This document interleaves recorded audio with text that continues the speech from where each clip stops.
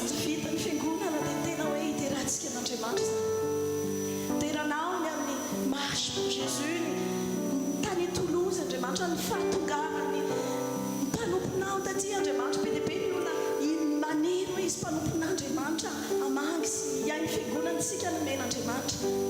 mpanompon'Andriamanitra namangy antsika tena isaorantsika an'Andriamanitra be tsy ampy Andriamanitra